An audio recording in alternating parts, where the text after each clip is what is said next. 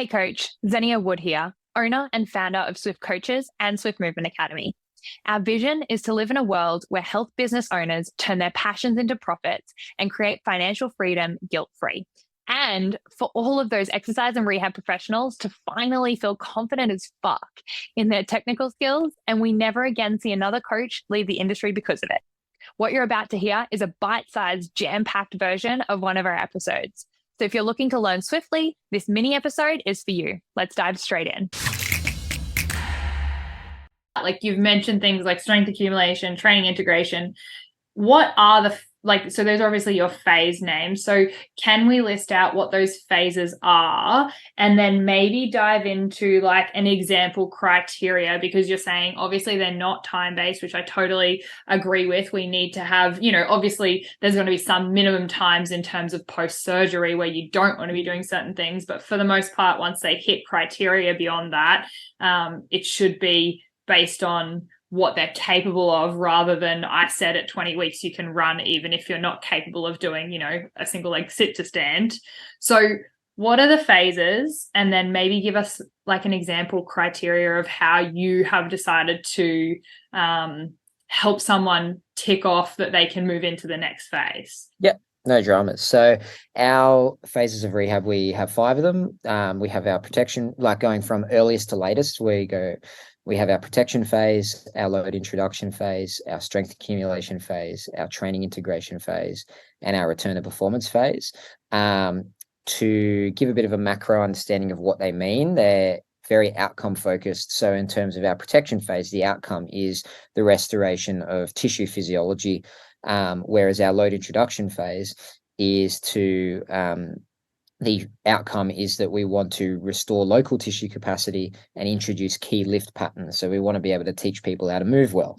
Our strength accumulation phase, our outcome is a successful return to run. Our training integration phase, our outcome is a successful return and reintegration to full team training. And then return to performance phase is a successful return to play and being able to quantify and identify what return to performance means for that individual. In terms of criteria, so if we look at, I guess, a common criteria that people are typically after is, when can I say return to run post ACL reconstruction? Is probably one of the most common questions that you'll get. It's probably the second most common question that an athlete will give you outside of when can I return to play. So for us, we look at, well, if our load introduction phase is we want to introduce local tissue capacity and key lift patterns, and we want to build a physical profile that can return to run, we then needed to work out, well, what does a physical profile that can return to run look like? Okay, so then we've got to break it down into, we need to be looking at quadricep strength, hamstring strength, calf strength, dynamic hip, knee, ankle control, plyometric capacity to be able to tolerate ground reaction force. So from there, those tasks, we then break that down into, well, what does that look like? Okay, so from a quadricep strength standpoint, we look at isometric quadricep strength performed in an open chain manner. When I say open chain, obviously the most common is a knee extension, but it's isometric. We perform it at 90 degrees, so it's completely safe. There's no stress on the graft tissue, and we make comparisons right versus left. Limb symmetry gets a bit of a bad rap because it is titled as something that is obviously very variable dependent on individuals. My take on limb symmetry is that it's only a poor marker if you're crap at training the uninjured side. So as long as you've got a program that can develop strength of the uninjured limb, then limb symmetry should be a reasonable marker, particularly Yeah, sorry. I was just going to say, with that, in terms of limb symmetry, because I've always thought that can be, if you're testing someone, I don't know, day one, right, and you're looking left versus right, it's like, well, were they just as likely to injure their opposite side? And why would you use, someone's non-injured side if they were just as likely or just as at risk of injuring that side? It just happened that, the other one went first. So obviously you're training both sides as you go through, and we need to make sure it's not these single leg exercises so that they don't progress one-sided and then get even stronger on their ACL injured side. But what are your thoughts on limb symmetry index in terms of like, how do you actually use that, and how confident are you that their other side wasn't shit in the first place, I guess? Yeah, so Hey coach, are you loving this episode? Because if so, I have some incredible news for you. We have our last round of our educational mentorship as you know it. So this is our incredible 12-month mentorship with me, where we go through everything from assessments, biomechanics, anatomy, training principles, and so much more. This is our most in-depth version of anything that we do education-wise, and this is the last time we are going to be running this as you know it. So we only have 12 spots left. And it starts on Monday, the 27th of November. We are taking interviews for this, interview only. And if you're interested in this, then click the link in the show notes, and I would love to jump on a call with you and see if this is right for you. Now back to the episode. Where I feel that limb symmetry index is useful is in isolated muscle capacity strength measures, utilizing tests where there is an absence of gold standard data. So what I mean by gold standard data is that we know in late stage rehab that we can use isokinetic quadriceps strength testing, and it's been very validated, very reliable to identify the percentage of body weight in newtons per kilo that we're targeting for elite athletes all the way down to amateur athletes. So we can get great raw data there.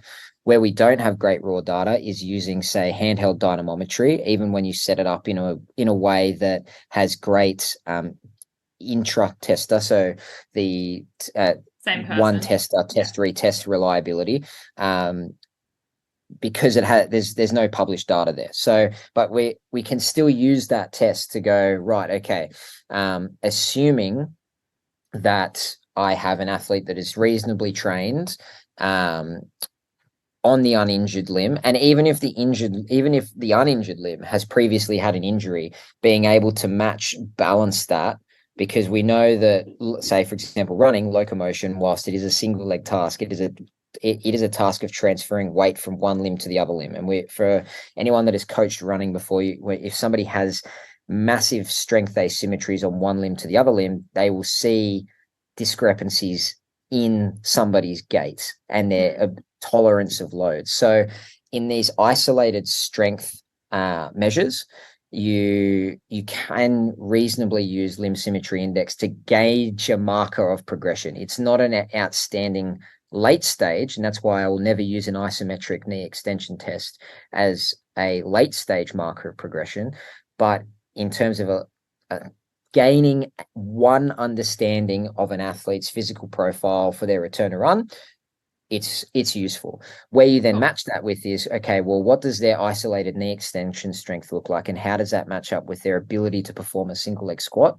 And not just their ability to perform a quality single leg squat, but also their ability to perform repeated single leg squats. So looking at quantity and quality, because if you get discrepancies in that, i.e. isolated knee extension is good, but they can't perform a single leg squat because they fatigue, then you start raising question marks in your head as to whether they're strong enough to return to run. And that's where all of these criteria, there's no one test that says, yes, you are great to move to the next stage or to do X, Y, and Z. You're just gaining information to make a reasonably informed decision. That's all that it is. So to continue on that path, we've got our quadriceps strength measures, which we've just spoken about, but then also our hamstring strength measures, which we measure at different joint angles utilizing the Nord board. We have our calf strength measures, which we utilize capacity primarily for the calf, given that it's designed to absorb force. It is designed to the calf in itself is designed to promote more endurance rather than power when we run. So they're our primary strength markers.